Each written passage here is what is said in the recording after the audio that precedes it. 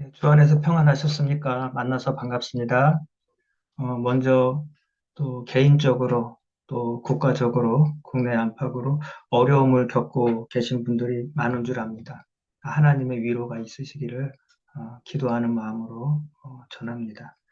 하나님은 우리에게 내가 만든 신이 아닌 우리를 만드신 하나님을 섬기기 원하십니다. 오늘 설교를 통해서 우리 눈에 보이지 않는 하나님이시지만 하나님이 함께하고 계시다라는 하나님 면전의식을 가지시고 하나님을 경외하며 살아가시는 하나님을 주인으로 모시고 살아가시는 하나님을 우리의 왕으로 모시고 살아가시는 저와 여러분 되시기를 주님의 이름으로 축원드립니다. 오늘 읽은 본문 사사기 17장에는 한 가지 중요한 사건이 나오는데요. 에브라임 산지에 미가라는 사람이 있었는데 이 미가의 어머니가 큰 부자였던 것 같습니다. 은 1,100개를 가지고 있다가 잃어버렸는데 알고 보니까 사실 그 아들이 훔쳐간 것이었죠. 그래서 어머니가 은을 잃어버렸을 때 막 저주를 합니다. 이 훔쳐간 사람은 확 죽어버려라. 뒤로 넘어져라도 코라도 깨져라.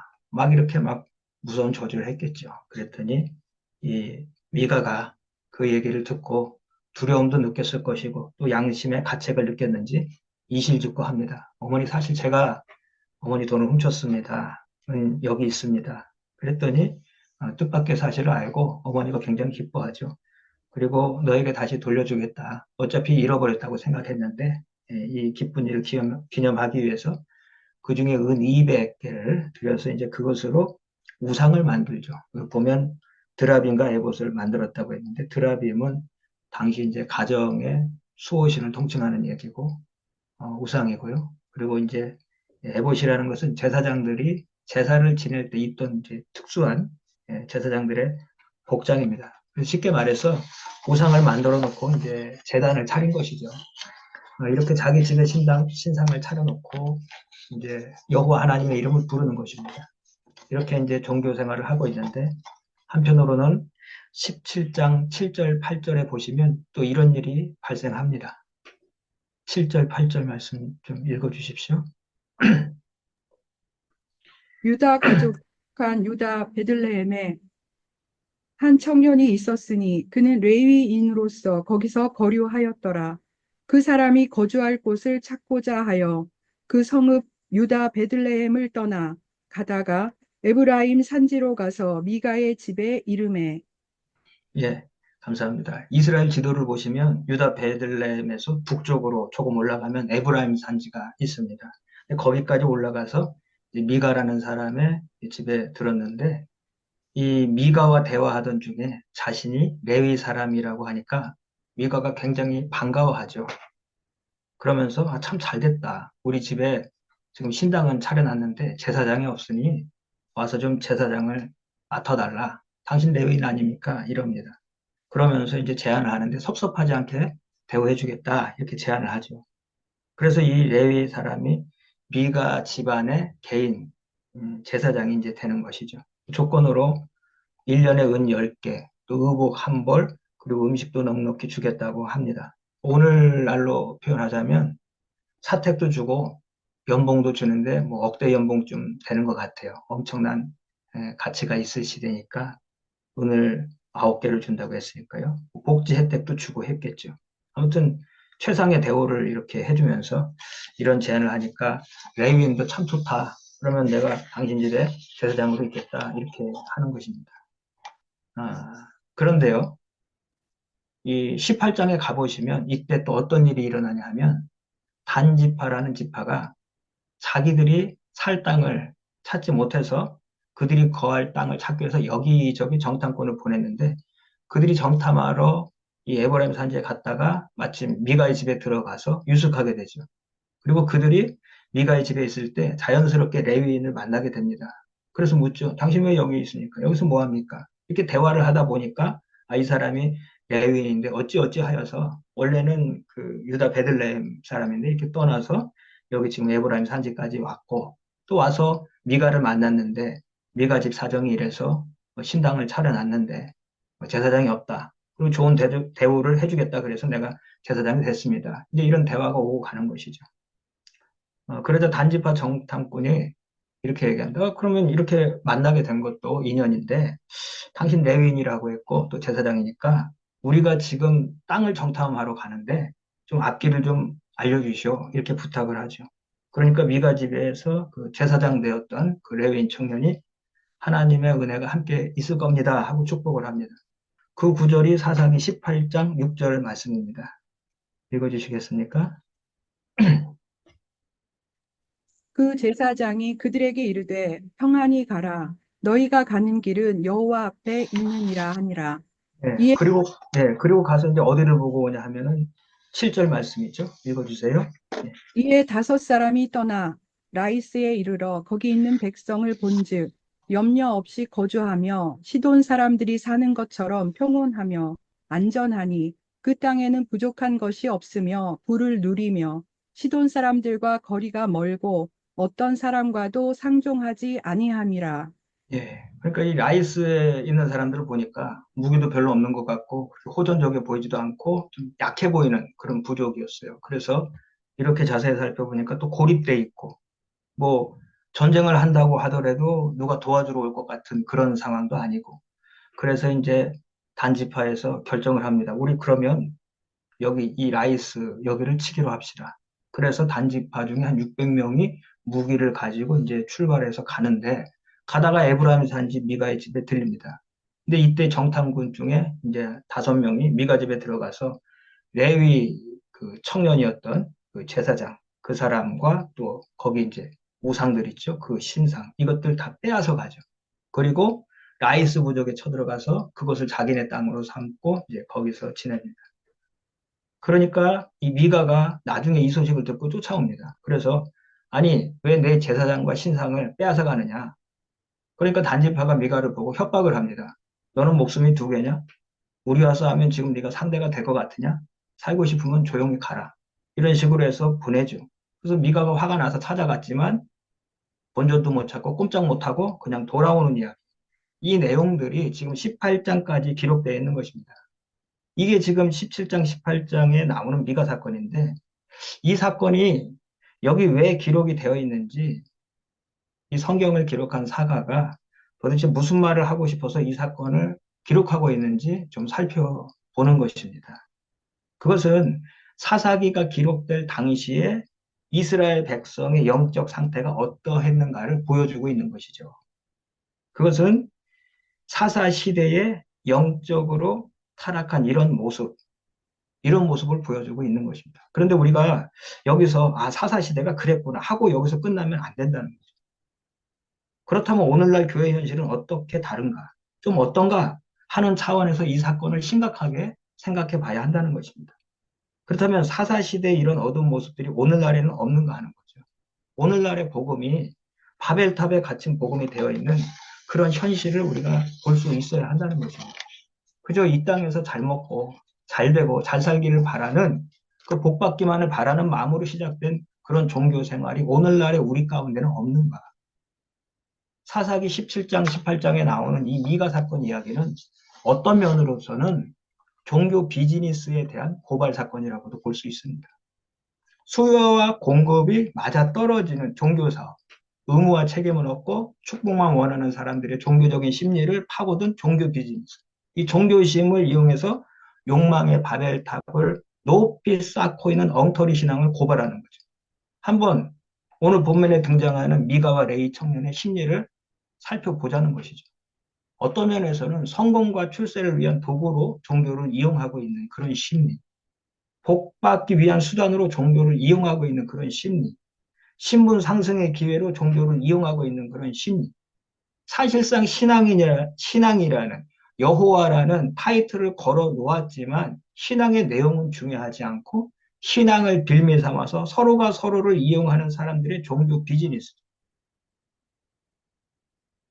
오늘날에도 그런 모습들이 있지 않습니까? 하나님을 위해서 교회를 짓고 있는 게 아니라 자신의 자신의 사회적인 지위 또는 만족 또는 야망 이런 것을 위해서 교회를 짓고 있다는 느낌을 받을 때도 있죠. 교회가 부흥을 이야기합니다. 그런데 교회가 부흥되어야 하는 이유가 정말 하나님 나라의 복음을 위한 것이 아니라 한 개인의 명예와 영광을 위해서 부흥시키려고 저렇게 하고 있구나. 이런 걸 느끼는 사람들도 있다라는 거죠. 신을 자기가 정하고 자기가 만들어 버리는 것입니다. 하나님이 신이 아니라 다른 것으로 대치된 신, 돈으로 만들어 버린 신. 여기 미가나 레위 청년 제사장이나 또 단지파의 모습은 사사기 시대에만 존재하는 것이 아닙니다. 지금 미가 집에 있는 이 레위인 제사장을 보면 제사장이 정상적인 제사장이 아닙니다. 왜 그러냐 하면 레위인은 원래 자기 기업이 없습니다. 그리고 레위인은 직업을 찾아 돌아다닐 수가 없어요. 그리고 레위인은 자기가 있어야 할 정해진 장소가 있습니다. 다른 곳으로는 갈 수 없는 게 레위인입니다. 근데 이 레위인이 지금 뭐 때문에 여기까지 와 있냐 하는 것을 17장 18절을 보면서 이해를 하는 것입니다. 하나님이 사람들이 그토록 바라는 이상 국가를 이 세상에 실현하고자 하나님 나라를 만들어서 세상에 복을 주겠다고 일찍부터 아브라함에게 약속하셨습니다. 그 일을 위해서 창세기에서 하나님께서 하나님 나라를 만드시겠다고 선언하시고 주민등록 1호로 아브라함을 불러내십니다. 요셉을 통해서 국민을 만들기 위해서 애굽에 넣죠. 그리고 거기서 국민이 만들어졌지만 아직 노예의 신세였기 때문에 모세를 보내셔서 출애굽시킨 다음 자유를 주십니다. 그리고 나서 하나님 나라의 경영 원리가 담긴 국가 경영 매뉴얼을 주시죠. 그것이 뭐냐 하면 모세 오경의 율법입니다. 이제 국가의 마지막 요소인 영토를 주시면 되는데 가나안 땅에 들어가게 하시는 것이죠. 국민과 주권과 영토가 다 갖추어진 이스라엘은 하나님의 나라요. 제사장 나라로서 세상과 섞이지 않고 세상에 하나님 나라의 생명과 축복을 전해야 하는 사명을 당연히 감당해야 했던 것입니다. 그런데 그 사명을 특별히 레위 지파에게 맡기셨기 때문에 레위 지파에게는 기업을 주시지 않고 전국 각지 48개 성읍에 흩어서 하나님 나라 경영 매뉴얼인 모세오경을 가르치고 하나님을 왕으로 모시고 살면서 세상에 복을 전하게 하셨습니다. 그런데 그 일에 실패한 거예요. 지금 미가 집에 있는 이 레위인 제사장이 정상적인 제사장이 아니라는 거죠. 자기 기업이 없을 뿐더러 직업을 찾아 돌아다닐 수가 없는데 자기 처소인 유다 베들레헴을 떠나서 지금 어디에 가 있냐면 에브라임에 가 있죠. 그럼 뭐 하고 있느냐? 쉽게 말하면 호구지책으로 먹기 살기 위해서 한 개인 집의 제사장으로 일하는 것입니다. 그 조건이 파격적인 좋은 대우를 해주겠다고 하니까 거기 붙어 있는 것이죠. 예전에 제가 아는 집사님 중 한 분이 목회자에 대해서 세상적인, 세속적인 생각을 가지고 계신 분이 있으셨어요. 그래서 대화 중에 제가 좀 마음이 많이 상했어요. 속이 많이 상해서 제가 이런 말을 한 적이 있습니다. 그 집사님께. 집사님, 목사도 밥을 먹고 삽니다. 목회자도 밥을 먹어야 살아요. 그렇지만 먹고 살기 위해서 목회를 하는 것은 아닙니다.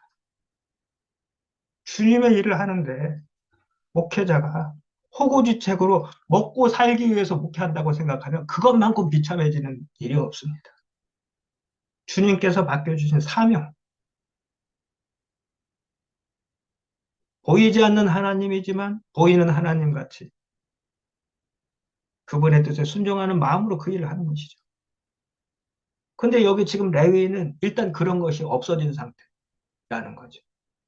그리고 레위인은 자기가 있어야 할 장소가 있지만 그것을 떠나서는 안 되지만 다른 곳으로 갈 수 없는 레위인인데 이 레위인이 하고 있는 행동을 보면 지금 지도자가 그렇다면 영적인 이스라엘의 상태가 어떻다는 것을 볼 수 있는 것입니다. 유대 땅 베들레헴을 떠나서 에브라임 산지에서 거할 곳을 찾는다는 것이 무슨 의미가 있습니까? 먹고 살기 위해서 돌아다니는 레위인입니다. 그러다가 미가를 만나게 되었고 미가가 이 사람이 레위인 것을 아니까 좋은 조건으로 제의를 합니다. 레위인으로서는 자기 사명도 잊어버린 채 오케이 좋다 한 것이죠. 내가 1년에 은 10개, 옷 한 벌. 지금이야 뭐 옷이 넘쳐나고 뭐 입던 옷 같은 경우는 쓰레기로 이렇게 산처럼 쌓이는 그런 시대지만 당신은 옷이 굉장히 귀했어요. 옷 한 벌이 별게 아닌 것이 결코 아닙니다. 10개, 은 10개 주고 옷 한 벌 주고 식량 무조건 제공한다. 레윈도 만족하죠. 서로 딜을 하는 것입니다. 그런 후에 교회 하나 세우는 겁니다. 사사기 17장 5절 말씀입니다. 5절, 6절 말씀입니다. 그 사람 미가에게 신당이 있으므로 그가 에봇과 드라빔을 만들고 한 아들을 세워 그의 제사장으로 삼았더라. 그때에는 이스라엘에 왕이 없었으므로 사람마다 자기 소견에 옳은 대로 행하였더라. 우리가 보면요. 유대 땅 베들레헴을 떠난 이 레위인을 봐도 당황스럽죠. 자기 집에 우상을 만들어 놓고 하나님이라고 부르면서 개인 제사장을 세워놓는 그렇게 종교 생활을 하고 있는 미가를 봐도 당황스럽죠. 이런 말도 안 되는 일이 하나님의 백성이라는 사람들 가운데 행행했다고 고발하고 있는 것입니다. 그런데 이런 황당함은 개인적인 일뿐만이 아닙니다. 단지파를 보시겠습니다. 18장 1절입니다.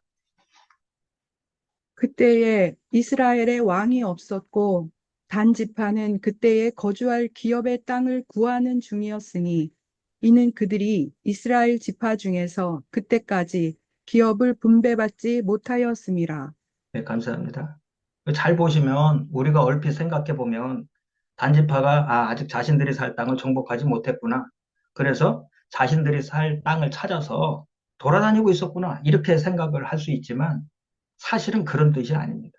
왜 그러냐 하면 가나안 땅은 스스로 정복해서 차지하고 얻어지는 땅이 아닙니다. 이스라엘 백성이 제비 뽑아 얻은 땅입니다. 자신들의 힘으로 능력으로 싸워서 무기로 이겨서 얻은 땅이 아니라 처음부터 하나님이 주셨던 땅이었기 때문에 가서 순종함으로 얻으면 되는 땅입니다. 정복한 후에 차지하게 되는 것이 아니라 이미 정복하기 전에 나누어 가졌던 땅이에요. 가나안 정복 전쟁이 있기 전에 이미 요단강 건너편 모압 평지에서 지도를 펴놓고 제비 뽑아서 골고루 분배한 것입니다. 이미 하나님께서 주신 땅을 단지 전쟁이라는 과정과 그 방법을 통해서 얻게 되는 것 뿐입니다. 즉, 싸우러 들어가면 이기게 되어 있는 그런 싸움이다. 이런 말씀입니다. 이 싸움은 혈과 육에 대한 싸움이 아니고 처음부터 영적인 싸움이었기 때문에 그렇습니다. 그래서 여러분, 여리고성을 잘 보세요. 여리고성 점령할 때 보면 무기나 힘으로 점령하는 게 아니잖아요. 그 여리고성이 좋은 증거가 되죠. 처음부터 이 싸움은 혈과 육에 대한 싸움이 아닌데 번지수 잘못 찾아가지고 혈과 육에 대한 싸움으로 생각을 하는 것이죠. 그러니까 호전적인 민족이었던 블레셋 족속과 국경을 맞대고 있는 그런 곳은 정복하기 싫은 것이죠. 그리고 이 핑계 저 핑계 대고 쉬워 보이는 것 찾아서 돌아다니고 있는 것입니다. 사사기 18장 1절의 의미를 글자 그대로 이해하셔서는 안 됩니다. 그들이 이스라엘 지파 중에서 그때까지 기업을 분배받지 못하였음이라 분배받지 못한 것이 아니라 이미 분배받았습니다. 여러분, 열두 정탐꾼이 가나안 정탐할 때는 안 그랬습니까? 그때도 똑같은 상황입니다. 들어가면 이기는 싸움이고 순종하면 이기는 싸움인데 10명의 정탐꾼이 못 들어간다고 했습니다. 못 싸우겠습니다. 못 들어갑니다. 그래, 들어가. 못 들어간다는 거예요. 그래? 그럼 들어가지 말고 그냥 거기서 있다가 죽어라. 그 이야기가 민수기 13장, 14장 이야기, 광야 1세대 이야기입니다. 지금 사사기 18장 1절의 말씀의 의미를 잘 생각해 봐야 됩니다. 그냥 글자 그대로 이해할 것이 아니라 사과의 관점에서 이해하고 의미를 파악해야 하는 것이죠. 이스라엘은 신정국가입니다. 하나님 나라의 백성인데 왜 왕이 없습니까? 처음부터 이스라엘의 왕은 하나님이시죠. 하나님이 절대군주이자 왕이신데 투명인간 취급을 받고 있는 시대. 신부는 하나님 나라의 백성인데 타이틀만 그렇지 정작 저들의 삶에 하나님은 없는 그런 시대. 그때 이스라엘의 왕이 없었고 단지파는 그때 거주할 기업의 땅을 구하는 중이었으니 이는 그들이 이스라엘 지파 중에서 그때까지 기업을 분배받지 못함이었음이라. 분배받지 못한 것이 아니라 사실은 하나님 뜻에 순종하지 않고 핑계대고 돌아다니고 있으면서 우리가 살 땅이 아직 없어서 찾고 있는 중이다. 둘러대고 있는 것입니다. 하나님에 대한 의식도 없고 존중도 없고 신뢰도 없는 것이죠. 개인이나 단체나 이런 종교 생활을 하면서 살다가 서로 만나게 되는 사건들. 그래서 단지파가 미가의 집에 들렸다가 레위 제사장을 보고 레위인 이 제사장이 우리를 축복해주면 우리가 참 잘 될 텐데, 우리 이 단지파가 참 잘 될 텐데, 이제 이런 생각을 하는 거죠. 그리고, 여기 개인 집인데, 이 개인 집에서도 이렇게 사설 제사장을 모셔놓고 이렇게 있는데, 우리가 뭐가 부족해서 우리는 집합급 아니냐, 어? 제사장 하나 못 두겠냐? 그래서 잡아가는 것입니다. 미가는 미가대로 쫓아가면서 내 신상을 내놔라, 내 우상을 내놔라, 내 제사장을 내놔라 요구하고 있죠. 서로가 서로를 자기 목적 달성을 위해서 수단으로 대하는 것이죠. 여기 하나님은 없습니다. 하나님은 분명 계시는데 저들 가운데 하나님이 없는 거죠. 그런데 하나님의 백성입니다. 타이틀은. 신분은 하나님의 백성입니다. 미가도 그렇고 여기 나오는 레위인 제사장도 그렇고 단지파도 그렇고 그때 이스라엘의 왕이 없었고 이 말씀을 부각시키고 있는 이유가 무엇일까요? 이스라엘의 왕은 분명히 계시는데 다 각자가 다 자기가 왕이 되어서 살고 있는 것입니다. 자기가 만든 신, 자기가 만든 제사장, 자기가 만든 우상만 있을 뿐입니다. 18장 19절, 20절에 나오는 레위 청년의 행동을 한번 보시기 바랍니다. 19절, 20절을 읽어 주십시오. 그들이 그에게 이르되 잠잠하라. 내 손을 입에 대라. 우리와 함께 가서 우리의 아버지와 제사장이 되라. 내가 한 사람의 집의 제사장이 되는 것과 이스라엘의 한 지파, 한 족속의 제사장이 되는 것 중에서 어느 것이 낫겠느냐 하는지라. 그 제사장이 마음에 기뻐하여 에봇과 드라빔과 새긴 우상을 받아가지고 그 백성 가운데로 들어가니라. 여러분 이거 한번 잘 생각해 보십시오. 레위인 제사장, 처음에 유다 베들레헴을 떠나서 에브라임 산지에 가서 미가 집에 들어가서 제사장이 되었던 좋은 조건과 어? 보장된 미래가 있었던 그런 곳에 있었던 한 개인 집의 제사장이었는데 새로운 제안이 들어오지 않습니까? 그런데 생각하는 거죠. 계산하는 거죠. 한 집안의 제사장보다는 그래도 한 지파의 제사장이 되는 것이 당신 출세에도 낫지 않겠어? 레위인이 이 제안에 또다시 딜을 하는 것이죠. 마음속으로. 그렇지. 계산하는 거예요. 개인 집안의 제사장보다 한 지파의 제사장이 낫지. 연봉도 더 높을 때고, 명예도 있고, 신도수도 많고, 미래를 생각해서라도 계산해 보니까 그 편이 낫다고 판단해서 따라가는 것입니다. 전부 다 이런 사람들만 모여있는 모습을 17장, 18장 내용이 보여주고 있는 것입니다. 하나님이 두렵지 않으니까 비즈니스 신앙, 비즈니스 목회를 하고 있는 것이죠. 출세와 야망과 성공과 신분 상승과 자기 만족을 위해서 종교 비즈니스를 하고 있는 거죠. 여러분, 교회에서 평안과 축복을 이야기하는 거 좋죠? 위로, 감사 좋죠? 그러나 그런 것만 이야기할 게 아니라 목사인 우리부터 먼저 회개하고 성도가 먼저 회개하고 교회가 회개해야 할 때가 아닌가 싶습니다. 소돔과 고모라는 의인 10명이 없어서 망했다고 하지 않습니까? 근데 그곳에서 살았던 롯의 가족만 해도 6명 아닙니까? 도대체 그곳에서 어떻게 살았길래 의인 10명이 없습니까? 한국의 신자가 예전에 뭐 1000만 명이니 뭐 요즘엔 줄어서 뭐 800만 명이니 뭐 이런 얘기를 하는데 숫자가 그렇게 중요한 게 아닙니다.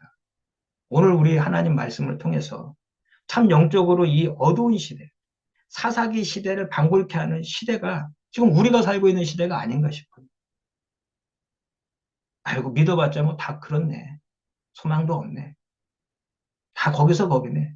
이렇게 생각하고 알 것이 아니라 그렇다고 한다면 나라도 그렇게 살면 안 되겠다 생각하시고 하나님 두려울 줄 알고 하나님 앞에서 믿음으로 살아가시는 저와 여러분이 되시길 바랍니다. 그러면 우리 하나님께서 얼마나 기뻐하실까 생각해 봅니다. 잘 보면요. 같은 사사기를 배경으로 하고 있지만 이런 어둠, 이런 암울 속에서도 하나님이 일하고 계심을 보여주는데 아직 희망의 불꽃은 꺼지지 않았다는 것을 보여주고 있는 곳이 룻기 그리고 사무엘서입니다. 여러분 어둠을 보지 마시고 빛을 보시기 바랍니다. 어둠이 짙을수록 별은 더 밝게 빛나는 것 아닙니까?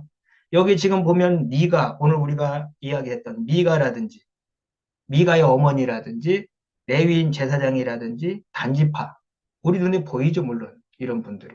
그러나 그런 사람들만 보지 마시고 분명 같은 시대를 살고 있었지만 같은 시대를 배경으로 등장하고 있는 사람들, 룻기에 나오는 룻이라든지 또 엘리 제사장과 그 가문과 비교되는 사무엘이라든지 또 하나님의 왕권, 그 하나님의 뜻을 그대로 받아서 좋은 모델 왕으로서 다스림을 펼치는 다윗 왕이라든지 이런 분들을 보시기 바랍니다.